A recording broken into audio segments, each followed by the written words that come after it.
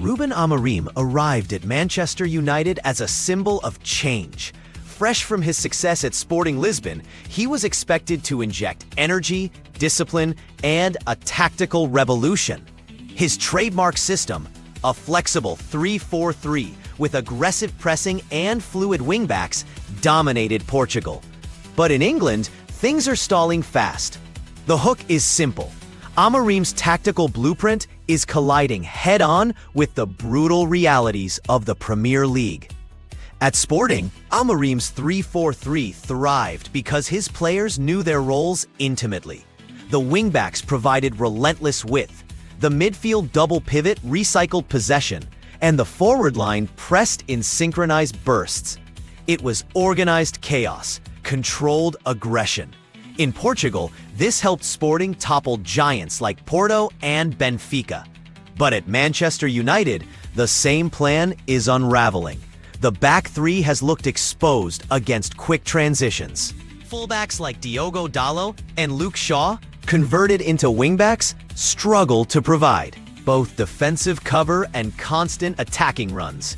The midfield pairing, often Casemiro and Menu, is outnumbered when opponents overload central areas. And crucially, United's pressing lacks the cohesion Amorim demands. At Sporting, players like Pedro Gonçalves and Paulinho chased as a unit. At United, pressing breaks down when forwards hesitate or fail to close space together. Numbers tell the story. United have dropped points in the league and faltered in Europe. Defensive errors, miscommunication in the back three, wide gaps left open have led to costly goals.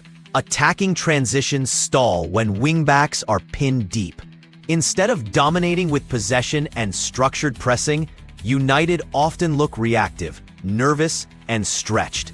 Why the difference? One explanation is adaptation. Amorim's system requires months, sometimes years, of drilling. Sporting players grew into it gradually. At United, with less time and greater pressure, mistakes are magnified. Another factor is squad composition. Amorim thrived with technically disciplined players who understood positional football. At United, stars like Rashford and Garnacho excel in chaos, but they're less suited to rigid tactical frameworks. There's also the Premier League factor. English football is faster, more transitional, and less forgiving of tactical missteps. Pressing must be near perfect, or opponents exploit space ruthlessly. What worked in Portugal doesn't automatically translate to England's pace and intensity. So can Amorim adapt? That is the question now hanging over Old Trafford. One option is flexibility, shifting to a hybrid back four when needed, protecting midfield with an extra body and allowing creative players more freedom. Amorim has shown stubbornness before, insisting on his philosophy. But the Premier League often demands pragmatism. For now, the honeymoon is over. Fans who once saw Amorim as the future are questioning whether his methods fit the club's players and the league's demands. Ratcliffe's urgent meeting underlined the stakes. Results must improve and quickly. Will Amorim compromise on his 3-4-3?